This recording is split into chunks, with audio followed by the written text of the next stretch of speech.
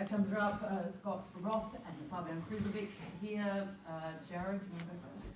Congrats, Scott. Thanks. Highest score, I think 103 is the jack jumpers. You must be thrilled, I guess, with the offensive side of things first. I was actually more excited about the defense first. To keep a team like that in that range of in the 70s is just an incredible effort by our guys.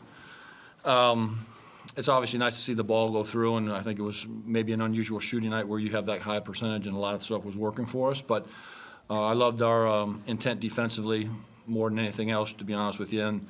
And we continue to defend this island, and it's our number one priority with our guys. It's talked about constantly and making sure that the Tasmanians are proud of this product we're putting on the floor. Whether we win or lose, I can't always tell you the outcome of that, but I can tell you that these guys fight like hell.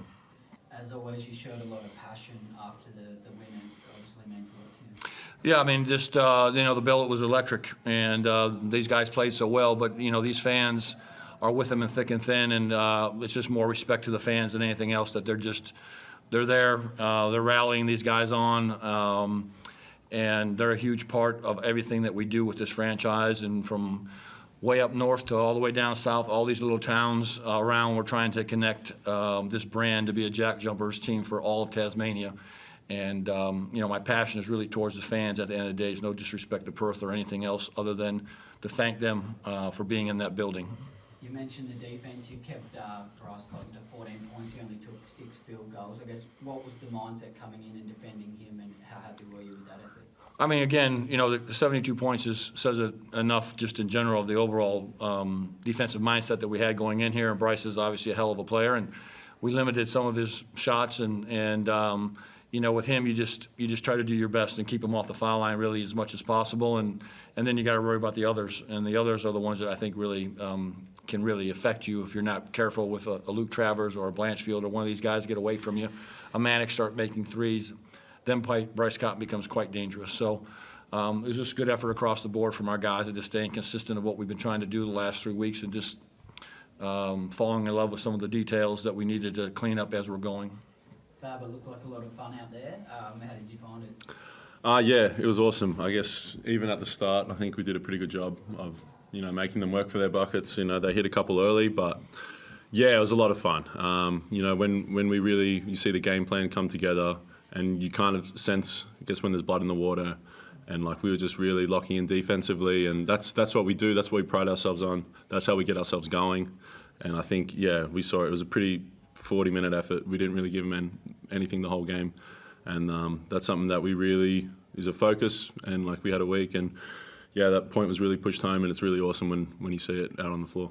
Do you feel that was the team's most complete performance? You had a bunch of guys all scoring double figures and defensively as well. Yeah, I think, that, as I said, 40 minutes, I think everyone came on, they did their job, and we all did it extremely well. We moved the ball offensively, we made them work defensively. They're always going to give up some points. That's just basketball, but you need to make sure none of them are easy, and I think we did a really good job of that. So, yeah, really complete performance. I think, we obviously haven't looked back, but it felt like that on the court, that we didn't really give them, there wasn't a point where we felt like we were on the back foot or anything like that, and that's awesome. Scott, Sam McDaniel's first game back of the season, he was right into the five, guarding Bryce Cotton straight away. How did you see his performance, and what have you seen from him in terms of rehabilitating and getting ready? Yeah, I mean, Sam's in tremendous condition. He just needs timing of playing in the games, and so to squeeze out some minutes early on for him was obviously helpful just for his nerves, I think, and to get out on the floor with the guys. And then since the game got, a little bit down the road, it was able to get him a few more minutes just to get him on the floor and go. So he's obviously a huge part of what we do. We have to bring him in slowly and make sure we're integrating him correctly into the group. And, it just gives us depth and size and someone else that can guard the ball. And once he gets his legs underneath him with some game reps as opposed to practice reps, he's going to be good again for us. There was a highlight reel play in terms of the inbound alley-oop, and then there was an almost highlight reel play with Rashad Kelly's almost for a first dunk. I want to get your reaction to both of those. Well, Rashad's implosion was quite interesting. I think he got excited because today's his son's birthday, and I think he wanted to do something special for him, and he ended up flopping that one out. And then Milt, is sneaky, and I think he caught everyone off guard with his hops, but he has that capability, and he's quite smooth in just the way he operates and moves, and every now and then, if you got a chance to go up there, he's dunked many a ball, and that was just an exciting moment for him. Fab, do you see that a lot in practice? No, I told him like I was just shocked. I've seen him, obviously he's had a couple dunks and he's shown a little bit of that, but I was like, you were in the air for like 3 seconds. Where was that come from? But well, he's always said he's got it in him, and I think he kind of showed everyone he's got that capability as well. So that was it was really fun play to watch. Scott, you mentioned you tell Kenny to shoot shots when he's open. He did that tonight. He hit 4 out of his 6 Yep. threes. What did you make of that? Again, you know, for me, he was just a monster on the other end of the floor, defensively, tracking down rebounds. His energy is just infectious to the group, and he sets the tone for us right off the bat. And, yeah, I mean, he works extremely hard. He has the right to shoot those shots, and he shoots them with confidence in practice. And, you know, sometimes they're going to go in, sometimes they're not. Tonight they did for him, but his energy is infectious, his tenacity to go defend and just get after people. He's a winner, and he played a hell of a game tonight. We've touched on your threes. You said it might have just been one of those nights. Where do you sort of see your offense at the moment? Do you feel it's sort of in the best shape it's been in your time? Yeah, I mean, obviously we have spent a lot of time at the end of last season trying to get better in some areas, and it did improve at that point, and our defense remained steady. And this year we've had a little bit better idea of our concepts of what we were doing right away, and our coaches, Jacob Chance and Mark Radford and Jack Fleming, have done an amazing job with our guys offensively to put them in positions and teach them some of the things that we need going into games, depending on what coverages we're seeing.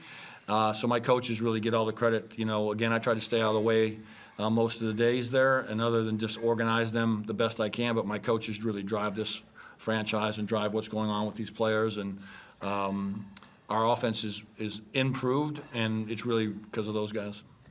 They mentioned after the game Jack McVeigh signed on for another Yep. 2 years. What do you make of that? How happy does it make you? And I guess what does it show about the culture here that he's recommitted? Yeah, I mean, for me, you know, I've said last year, Jack's not going anywhere as long as I'm here. I think he's just a culture fit for the entire state. Off the floor, he's unbelievable here in the state and some of the things he's been doing.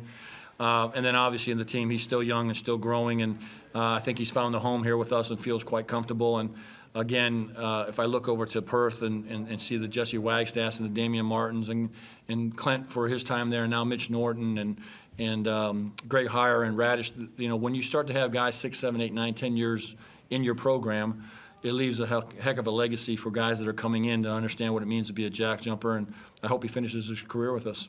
And just one last one, Fab, on the back of that, it seems like the group's having a lot of fun. Blokes are re-signing, you're having a lot of laughs out there. It must be a great place to be at the moment. Yeah, it's awesome. I think Coach said, like, the whole staff and the whole playing group, we come in every day and, you know, we have a lot of fun, and, you know, we enjoy putting in the work and trying to get better and really pushing ourselves. But, yeah, we all know when we look to our right, look to our left, we have guys that we can go to war with. We have guys that, you know, we trust out there, and it's really fun. It's hard to describe, I guess, really the state of this team. Just does an awesome job of, you know, making you enjoy basketball and being a part of something. It's awesome.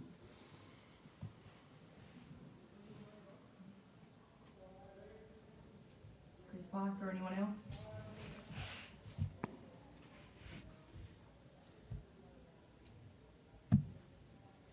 Covered it. Jack? Beautiful. Thanks, all. Thanks, guys. Have a good Awesome. evening.